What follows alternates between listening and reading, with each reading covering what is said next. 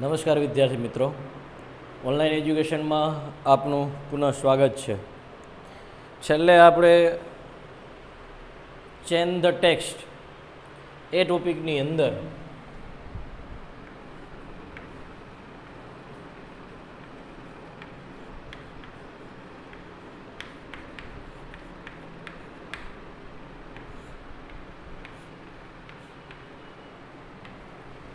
Revision કરતા હતા. એમાં આપણે પહેલાં 4 ટોપિક જોયા હતા: change the gender, change the number, change the person અને change the tense. Change the ટેન્સમાં આપણે 2 પ્રકાર જોયા કે ક્યારેક એક જ કાળનો આખો પેરેગ્રાફ હોય અને ક્યારેક એની સાપેક્ષમાં એક પેરેગ્રાફે એ એક કાળના જે 3 ભાગ છે, એટલે કે સાદો, ચાલુ અને પૂર્ણ, એ 3માં પણ વહેંચાયેલો હોય. આ રીતના પણ આપણને એ ચેન્જ ધ ટેન્સમાં પેરેગ્રાફ પૂછવામાં આવે ને ત્યારે આપણે જોયું હતું કે ભાઈ એ કાળ પ્રમાણે, એટલે કે ભાઈ પૂર્ણ વર્તમાન કાળનો જો આખો પેરેગ્રાફ છે તો આખો પેરેગ્રાફ પૂર્ણ ભૂતકાળમાં જાય, પણ ખાલી વર્તમાન કાળમાં છે તો ખાલી ભૂતકાળમાં જાય. અને એનો મતલબ એવો થાય કે ખાલી વર્તમાન કાળમાં એટલે એક વાક્ય સાદા વર્તમાન કાળનું હોય, એક ચાલુ વર્તમાન કાળનું હોય ને એક પૂર્ણ વર્તમાન કાળનું હોય. તો ફેરવતી વખતે સાદા વર્તમાન કાળનું આપણે સાદા ભૂતકાળમાં ફેરવવાનું, ચાલુ વર્તમાન કાળનું ચાલુ ભૂતકાળમાં ફેરવવાનું, પૂર્ણ વર્તમાન કાળનું પૂર્ણ ભૂતકાળમાં ફેરવવાનું. આ એનો સિમ્પલ મિનિંગ હતો, સિમ્પલ અર્થ હતો આપણી દ્રષ્ટિએ.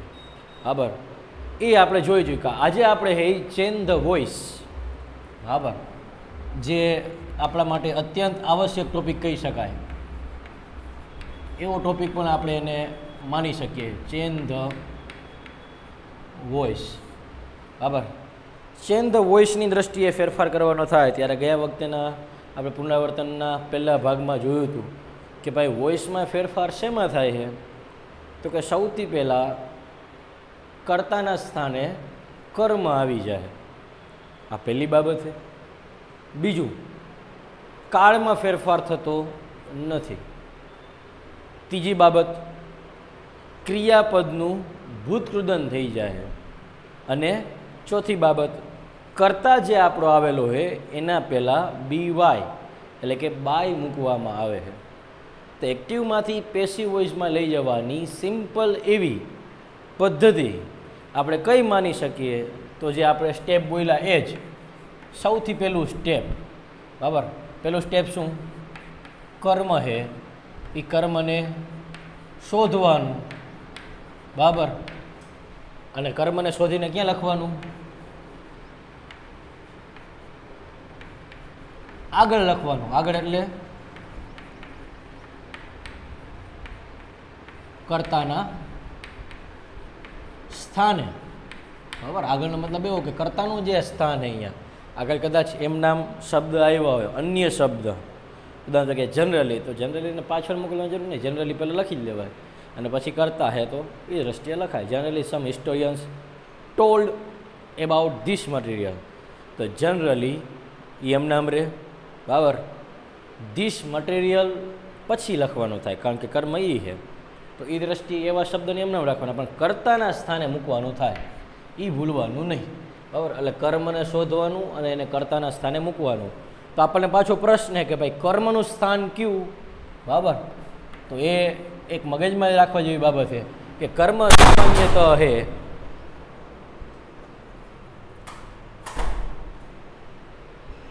તો કર્મ સામાન્યતઃ હે આપણું એ રીતના હોય કે ભાઈ સહાયકારક ક્રિયાપદ પછી હોય, તો કે ના, બરાબર. ક્યાં હોય સામાન્યતઃ? તો કે ક્રિયાપદ પછી. આ મગજમાં રાખજો. સહાયકારક ક્રિયાપદ નથી બોલ્યા સાહેબ, સર બોલ્યા હે ક્રિયાપદ પછી.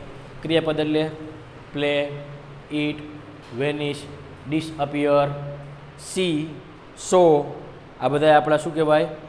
ક્રિયાપદ કહેવાય. અને એના પછી જ સામાન્યતઃ હે એ પોતે આવે છે અને એની જાણ આપણને હોવી જોઈએ, બરાબર. એના પછી આવતું હોય તો આપણને એ ખબર હોવી જોઈએ. એટલે સૌથી પહેલાં આપણા મગજમાં ક્રિયાપદ જવા જરૂરી છે. ક્રિયાપદ ક્યાં है એની આપણને જાણ થવી જરૂરી છે. તો એ ક્રિયાપદ જો ધ્યાનમાં હોય તો કર્મ ધ્યાનમાં આવે. એટલે કર્મને શોધવાનું મુખ્ય સાધન શું? તો કે ભાઈ ક્રિયાપદ જે હોય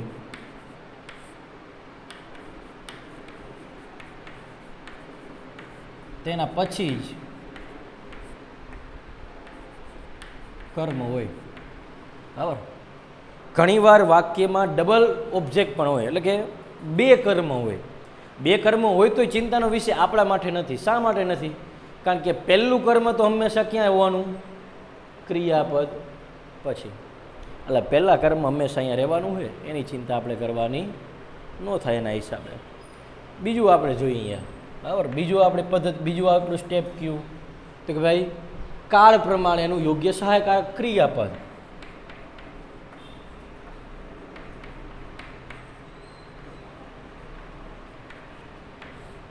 પહેલી આપણી બાબત થાય કાળ પ્રમાણેનું યોગ્ય સહાયકારક ક્રિયાપદ. સાથે સાથે આપણે એ પણ ધ્યાનમાં રાખવાનું કે આપણો કર્મ છે એ કર્તાના સ્થાને આવ્યું હોય તો કર્મને ધ્યાનમાં રાખીને સહાયકારક ક્રિયાપદ, એટલે કે કાળ પ્રમાણે અને કર્મને આધીન. બરાબર. યોગ્ય સહાયકારક ક્રિયાપદ.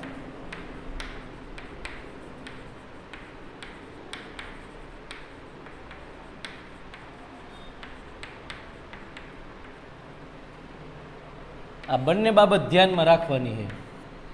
ક્યારેક સમજી લો કે આપણો કર્તા એ એક વચનનો હોય પણ કર્મ બહુવચનનો હોય તો તકલીફ પડે આપણને.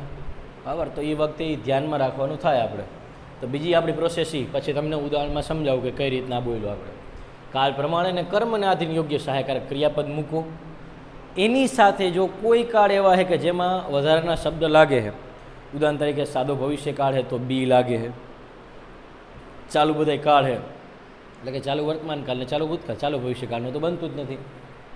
પણ જો ચાલુ વર્તમાન કાળ ને ચાલુ ભૂતકાળ છે તો ચાલુ કાળમાં શું લાગે છે? Bing, BEING. એ પણ મૂકવાનું થાય. એ પણ ક્યાં મૂકવાનું થાય? ક્રિયાપદ પહેલાં. બરાબર. અને પૂર્ણકાળ છે તો પૂર્ણકાળમાં શું રાખવાનું થાય આપણે? બિન, BEEN. અહીંયા બી સાદા ભવિષ્યકાળમાં, ચાલુ કાળમાં બિંગ અને પૂર્ણકાળમાં બિન. આ ત્રણ વધારાના છે પણ એ ત્રણ વધારાના જ્યારે જ્યારે મૂકવાના થઈ છે, એટલે કે કાળ આવે અને મૂકવાના થાય તો ત્યારે એ યાદ રાખવાનું કે આપણે ક્યાં મૂકવાનું થાય છે? ક્રિયાપદ પહેલાં. મગજમાં રાખવાનું. બીજે ક્યાંય પણ નહીં. સહાયકારક ક્રિયાપદ પછી એમ નહીં યાદ રાખવાનું, ક્રિયાપદ પહેલાં, નકર વાક્યમાં ગોઠાઈશું. બરાબર. એટલે એ ધ્યાનમાં રાખવાનું આપણે. તો એ દ્રષ્ટિએ અહીંયા કર્મને આધીન મૂકવાનું થાય તમારે. બરાબર. ત્યાર પછી ક્રિયાપદનું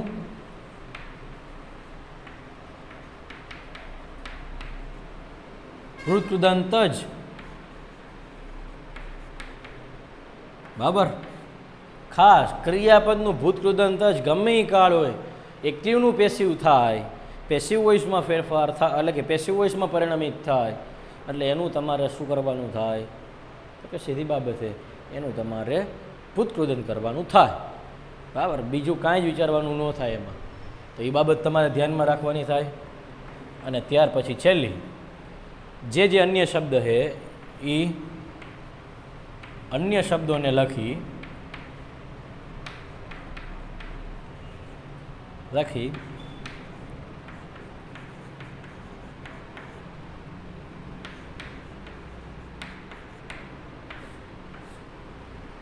અન્ય શબ્દોને લખીને બાય સાથે કરતા લખો. બરાબર.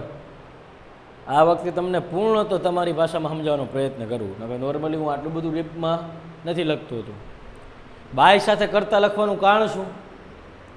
તો કે જેના દ્વારા ક્રિયા થઈ એ જાણતો થવી જોઈએ ને.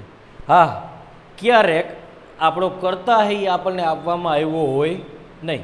શક્ય ઘણીવાર એવી પણ સ્થિતિ હોય છે કે જેમાં આપણને કરતા આપવામાં નથી આવ્યો હતો ને કરતા ન આપવામાં આવ્યું હોય તો પ્રશ્ન શું આવે?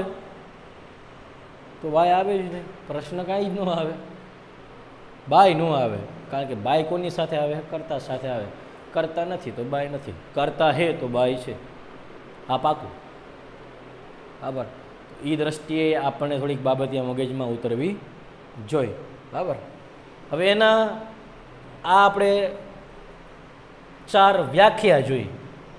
વ્યાખ્યા જોઈ એટલે કે કઈ રીતના આપણે વાક્યને પરિણમિત કરવાનું છે એ આપણે જોયું, બરાબર. હવે તમને એને થોડીક સ્પીડમાં દરેક બાબતોની છે એ વ્યાખ્યા તમને આજે સમજાવી દઉં અને વાક્ય પરિણમિત કેવી રીતના થાય એ પણ આ રીતે તમને દેખાડી દઉં, બરાબર. બે જરૂરી છે બાબત, એકબીજાને અનુકૂલન છે. જો વાક્ય પરિણમિત કરતા આવડશે તો ચેન્જ ધ વોઇસમાં તમને એનો પેરેગ્રાફ ચેન્જ કરતા આવડશે, પણ વાક્ય જ નહીં આવડે તો તકલીફવાળું, બરાબર. એ આવડવું અત્યંત આવશ્યક છે, એટલે એ તમારા માટે આવશ્યક છે. બીજી દ્રષ્ટિએ કદાચ આપણે વિચારવા જઈએ તો એક બાબત એ પણ આપણને ધ્યાનમાં આવે કે વાક્ય પરિણમિત કરવા હાટું તમને કોઠોય આવડવું જરૂરી છે, બરાબર. કોઠો એટલે કયો કોઠો? એક્ટિવમાંથી પેસિવમાં ચેન્જ જે થાય એ કોઠો, બરાબર. તો એ કોઠોય તમને લખાવવામાં આવ્યો છે. જ્યારે આપણે એક ટોપિક વાઇઝ શીખડાવતા હતા ત્યારે મેં તમને કોઠો શીખડાવેલો હતો. અત્યારે હું તમારી સામે કેવળ બોલી જાઉં, બરાબર. આખો કોઠો લખવા નથી રહેતો. સાદા વર્તમાન કાળમાં સામાન્યતઃ શું આવે તો કે ભાઈ V1 અથવા તો V1 ભેગું SES કે IES. પેસિવ વોઇસમાં જાય ત્યારે સહાયકારક ક્રિયાપદ આવશ્યક છે. એમાં સહાયકારક ક્રિયાપદ શું આવે તો કે એમ ઇઝ આર, એના ભેગું ક્રિયાપદનું ભૂતકૃદન, બરાબર. સાદો ભૂતકાળ તો ક્રિયાપદનું ખાલી ભૂતકૃદન તો એક્ટિવ વોઇસમાં. પેસિવ વોઇસમાં જાય ત્યારે વોઝ વેર ભેગું ક્રિયાપદનું ભૂતકૃદન, ભૂતકાળનું રૂપ હોય. સાદો ભવિષ્યકાળ છે તો એમાં વિલ અને સેલ એટલે ક્રિયાપદનું મૂળ રૂપ હોય. પણ જ્યારે એ પોતે પેસિવ વોઇસમાં જાય ત્યારે વિલ અને સેલ તો આવે જ, પણ એની સાથે બી લાગે, વિલ બી, સેલ બી, અને એના સાથે ક્રિયાપદનું ભૂતકૃદન, બરાબર. ચાલુ કાળ છે વર્તમાન કાળ તો am is are plus V1 plus ING હોય. પેસિવ વોઇસમાં જાય એટલે am is are plus being, BEING, અને પ્લસ V3 ક્રિયાપદનું ભૂતકૃદન, બરાબર. ચાલુ ભૂતકાળ છે તો was were plus V1 plus ING હોય. ચાલુ ભૂતકાળનું જ્યારે પેસિવ વોઇસ થાય ત્યારે was were plus being plus V3 આ રીતના હોય, બરાબર. એ જ રીતના સેમ પ્રોસેસ આપણે કદાચ વિચાર્યું તો એ પણ આ વિચારી શકીએ કે ભાઈ ચાલુ ભવિષ્યકાળ છે એનું કાંઈ ખરું સાહેબ નથી. શું કામ? કારણ કે એના એક્ટિવ વોઇસમાં વિલ બી જેવો શબ્દ વપરાય. વિલ બી બિંગ આ થોડુંક અજુકતું કદાચ બની જતું હોય છે, એટલે ચાલુ ભવિષ્યકાળનું કોઈ જ પેસિવ વોઇસ થતું નથી. પૂર્ણ વર્તમાન કાળ has have plus V3 passive વોઇસમાં has have plus been plus V3. પૂર્ણ ભૂતકાળ પહેલાં વર્તમાન કાળ હતો, હેડ પ્લસ V3, તો આમાં પેસિવ વોઇસમાં જાય ત્યારે હેડ બીન પ્લસ V3. ભવિષ્યકાળ પૂર્ણ ભવિષ્યકાળ, બરાબર, વિલ અથવા તો સેલ હેવ પ્લસ V3, તો will have, cell have plus been plus V3. આ જે કોઠો છે તમને લખાવેલો છે, સમજાવેલો પણ છે, બરાબર. એટલે એ તમે તમારી રીતે શાંતિથી જોઈ લેજો. અત્યારે આપણે વાક્ય રચનાને આધીન કઈ રીતના થાય, એટલે કે હકારની વાક્ય રચના અલગ છે, નકારની અલગ છે.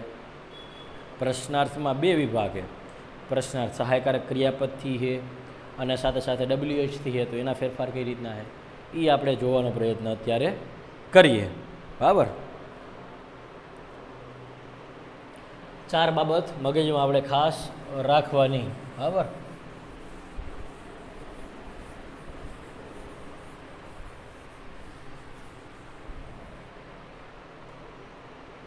સૌથી પહેલાં હું તમને હકારથી શરૂઆત કરું કે ભાઈ કઈ રીતના હોય, બરાબર.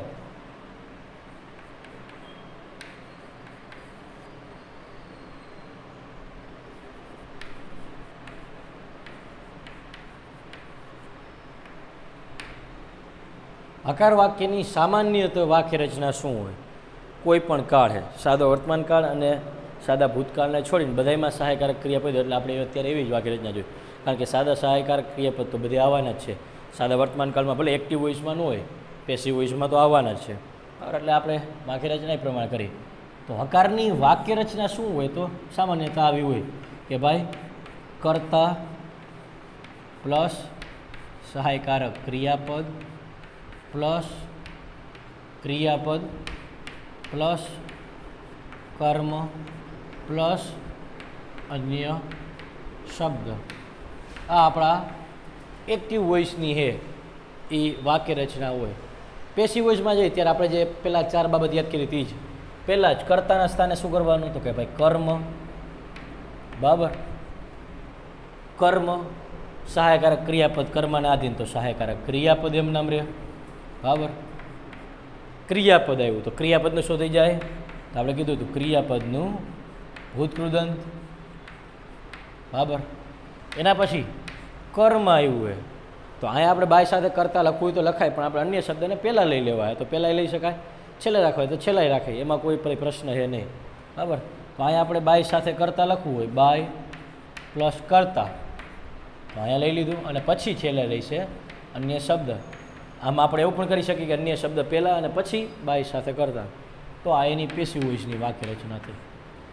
આપણે જે 4 સ્ટેપ જોયા હતા એ જ કર્તાના સ્થાને કર્મ આવ્યું, સહાયકારક ક્રિયાપદ એમને આવ્યું, ક્રિયાપદનું ભૂતકૃદંત થયું અને બાય સાથે કરતા આવ્યું. ઉદાહરણ તરીકે હવે આપણે એકાદું જોઈએ એમાં.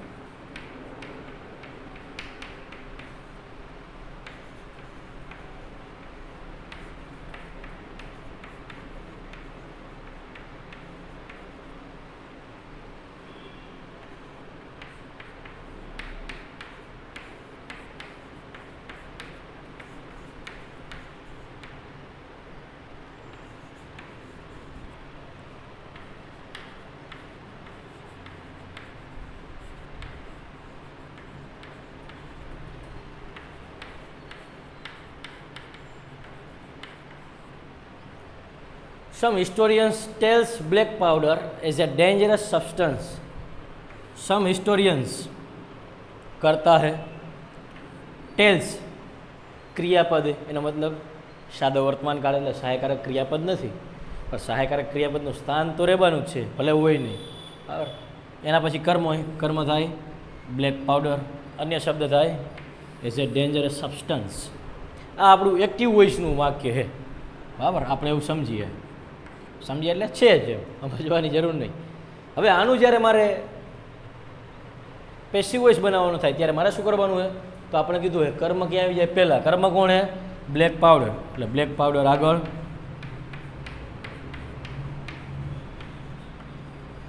બ્લેક પાવડર ટેલ્સ સાદો વર્તમાન કાળે. તો સાદા વર્તમાન કાળમાં આપણે કોઠામાં કીધું પેસિવ વોઇસમાં જાય ત્યારે સહાયકારક ક્રિયાપદ ક્યાં વાપરવાના થાય? એમ, ઇઝ, કે, આર. બ્લેક પાવડર ભેગું શું આવે? તો કે ઇઝ, બરાબર. સહાયકારક ક્રિયાપદ આવી ગયું. ક્રિયાપદનું ભૂતકૃદંત. ક્રિયાપદ કોણ છે? ટેલ્સ છે. તો ટેલ્સનું શું કરી નાખવાનું થાય? ભૂતકૃદંત told.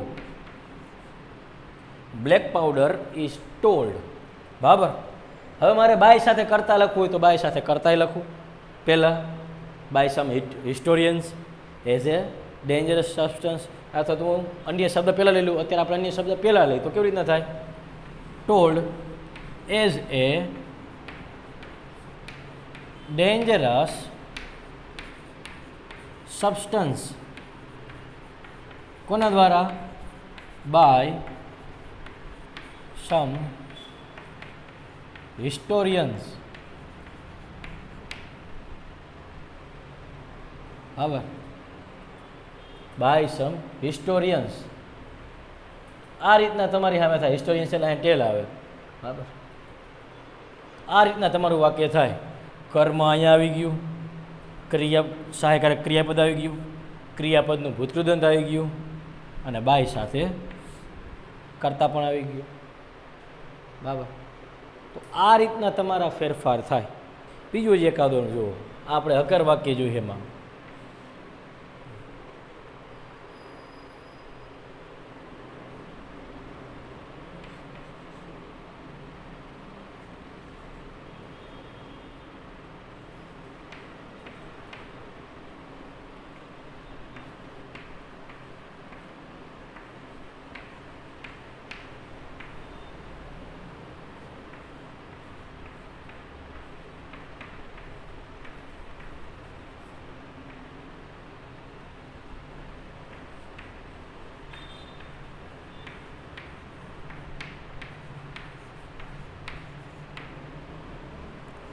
Marut has thrown out his bag from a window.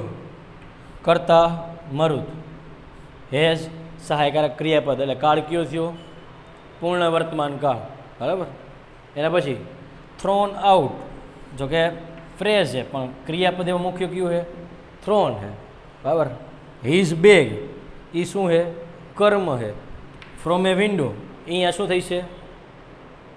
સીધી ભાષામાં અન્ય શબ્દ, બરાબર. તો આ આપણું એક્ટિવ વોઇસનું વાક્ય છે આ રહ્યું. બરાબર. હવે આપણે એને પેસિવ વોઇસમાં લઈ જઈએ તો કર્મ કોણ હે? His bag. બરાબર. આ થ્રોન આઉટ ભાઈ ભેગું છે, બરાબર. ફ્રેઝમાં જે રીતે વપરાય એ દ્રષ્ટિએ, એટલે આઉટને ક્યાંય કર્મ ન સમજી લેવું. હિઝ બેગ, બરાબર. હિઝ બેગ એક વચન એટલે હેઝનું હેઝ. પૂર્ણ વર્તમાન કાળમાં હેઝ એવો આવે ને એક્ટિવ પેસિવનું, જ્યારે એક્ટિવમાં પેસિવમાં જાય ત્યારે હેઝ એવો જ વપરાય. કર્મને આધીન વપરાય હેઝ કેવું, કર્મ એક વચનનું એટલે હેઝ, બરાબર. એના પછી સીધું જ ક્રિયાપદ વાપરવાનું થશે એટલે શું થશે અહીંયા? બીન. હેઝ બીન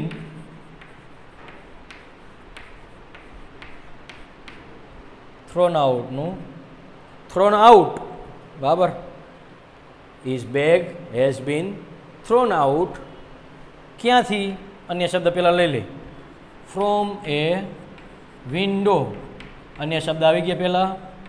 કોના દ્વારા? તો કે બાય મરુત.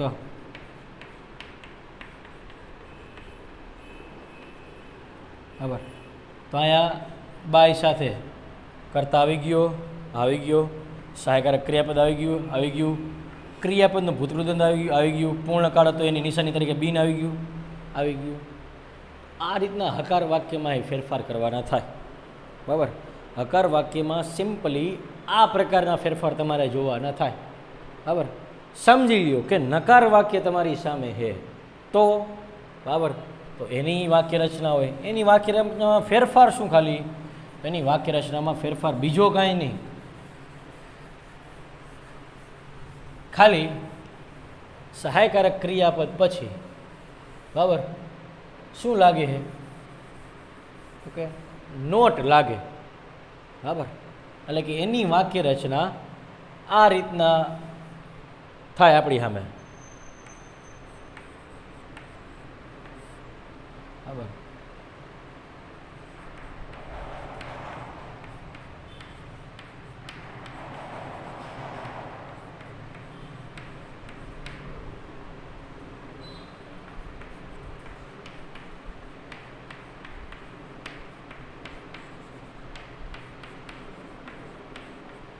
ખાલી શેનો એકનો ઉમેરો થયો નકાર વાક્યમાં? નો. એટલે તમારી સામે મેં ભૂસ્યું નહીં બધું, બરાબર. તમને સમજાય એના માટે, બાકી મને લખવામાં પ્રશ્ન નથી બીજી વાર, પણ તમને સમજાવવું જોઈએ. ખાલી ફેરફાર સાથે શેમાં કર્યો? નોટ એક શબ્દ ઉમેરો, ખાલી એક શબ્દ ઉમેરો એટલે આખું નકાર વાક્ય તમારું જે છે એની બનવાની પ્રોસેસ તમારી સામે મેં રાખી દીધી, બરાબર. કે નકાર વાક્ય આ રીતના બને એમ મેં તમારી સામે કહી દીધું. હવે વાક્ય જો એકાદું તમને એમાં સમજાઈ શકાય, હવે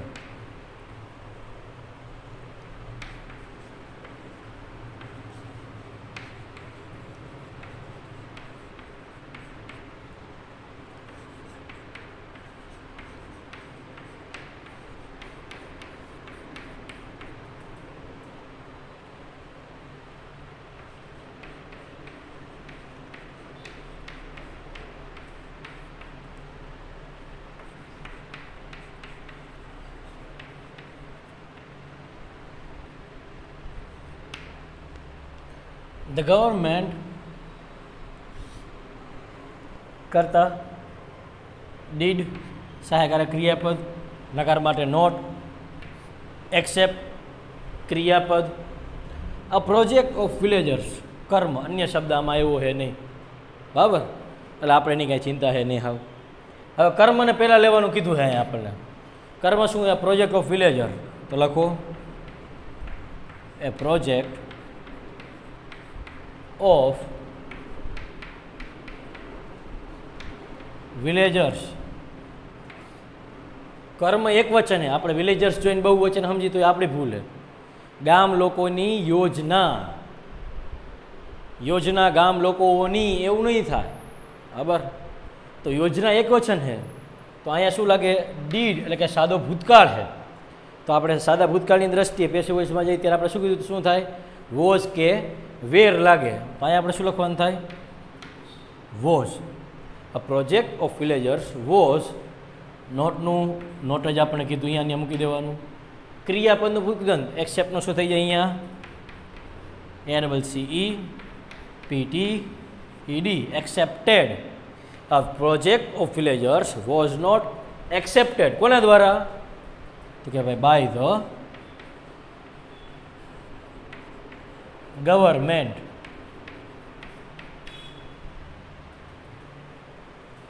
તો આ રીતના તમારે કરવાનું થાય. A project of villagers was not accepted by the government. બરાબર, ગવર્મેન્ટ દ્વારા નો સ્વીકાર કરવામાં આવ્યો નથી. શું સ્વીકાર કરવામાં આવ્યું? અ પ્રોજેક્ટ ઓફ વિલેજર્સ. કોઈ ફેરફાર નથી થયેલો, ફક્ત ને ફક્ત એડ શું થાય બંને જગ્યામાં? નોટ એડ થાય. એ એડ થાય એને ધ્યાનમાં રાખવાનું હોય. હવે સમજી લો કે આ હકાર અને નકાર આનાથી મિશ્રિત તમારી સામે પેરેગ્રાફ આવ્યો તો બરાબર, તો અત્યારે આપણે એવું જ કરીએ કે કાદો હે એ પેરેગ્રાફ કરીએ.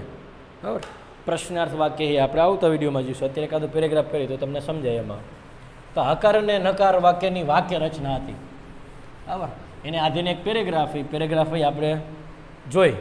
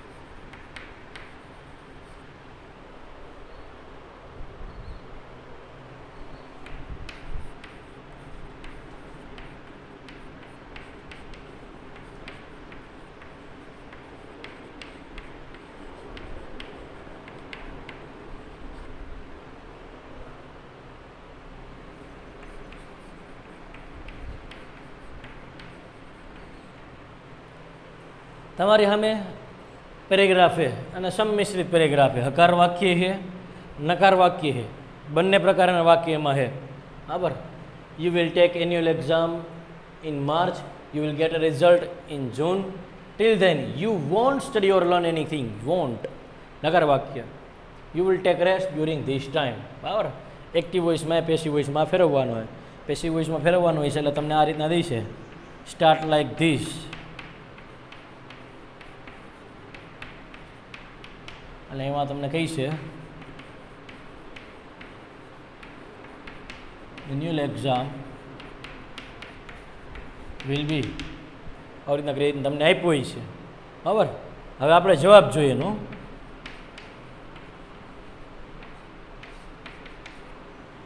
સૌથી પહેલાં આપણે કર્મ કોણ? તો અહીંયા પહેલાંમાં તો કહી જ દીધું એન્યુઅલ એક્ઝામ હે. તો એન્યુઅલ એક્ઝામ વિલ બી લાગે એ કહી દીધું એ. બરાબર, પછી આપણે નિયમ પ્રમાણે સહાયક ક્રિયાપદ પછી કર્મ ક્રિયાપદ હોય. ક્રિયાપદ કોને? ટેક હે. એનું શું થઈ જાય? ભૂતકૃદાન. શું થઈ જાય? Taken. Annual exam will be taken. બરાબર, ક્યારે? અન્ય શબ્દ છે ઇન માર્ચ. તો ઇન માર્ચ આપણે લખી નાખ્યું એમાં ઇન માર્ચ. બરાબર, કોના દ્વારા? By you. આ તમને કહેવાનું રહી ગયું હતું કે ભાઈ સર્વનામ હોય તો એમાં ફેરફાર થાય. આઈનું મી થાય, યુનું યુ થાય, વીનું અસ થાય, હીનું હિમ થાય, સીનું હર થાય, ઈટનું ઈટ થાય ને ધૈનું ધેમ થાય. જો કે તમને આવડે જ છે, છતાંય કહેવાનું રહી ગયું તો એટલે એ એક ધ્યાનમાં રાખવાનું. બાકી નામ હોય તો નામમાં કોઈ ફેરફાર થાય નહીં. બરાબર, યુનું તો યુ જ થાય એટલે કાંઈ ફેરફાર થયો નહીં. Annual exam will be taken in March. કોના દ્વારા? By you. You will get a result in June. कर्म कोण है? रिजल्ट। बराबर। तो ए रिजल्ट बराबर अँ विल ज है एटले विल बी। विल भेगो नियम है बी लागे। गेट नो शो थी जाए गोट। विल बी गोट क्यारे? इन जून। अन्य शब्द लखी नहीं आपणे कोना द्वारा? तो कि पाछू बाय यू। बराबर। हवेनु जे वाक्य बहु मस्त है समझवा जेवुं है। टिल धेन करता कोण है? यू है। टिल धेन शू है? एम नाम आवेलो शब्द है, आगळ अन्य शब्द है तो एने एम नाम पहला लखी नाखवानुं। टिल धेन बराबर एटલું લખાઈ ગયું। यू वोंट स्टडी और लर्न बे क्रियापद अहींया विल नॉटનું वोंट थयुं है। विल नॉटનું स्टडी और लर्न बे क्रियापद है बराबर। ये ध्यान में रखवानुं। तो कर्म शुं थाय? एनीथिंग। तो आपणे लखवानुं शुं थाय? टिल धेन एनीथिंग बराबर। वोंट वोंटનું वोंट राखो नकार राखવું એટલે એમ નામ वोंटનું આપણે અહીંયા વિલ બી કરી શકી, સોરી વિલ નોટ કરી શકી। વિલ નોટ અમારે એમ લખવું હોય તો આપણે લખી શકું टिल ધેન એનીથિંગ વોન્ટ નિયમ પ્રમાણે બી। Want B study. સ્ટડીનું શું થઈ જાય અહીંયા? સ્ટડીડ। ઓરનું ઓર એમાં કોઈ ફેરફાર નહીં। લર્નનું લર્ન્ટ બરાબર। Anything won't be studied or learn कोना द्वारा? तो कि भाई by you. You will take rest during this time बराबर। क्रियापद टेक। कर्म कोण थयुं? रेस्ट। तो रेस्ट विल बी टेक है तो अहींया शुं थई जाय एनुं? टेकन। अन्य शब्द शुं है? During this time. तो ड्यूरिंग दिस टाइम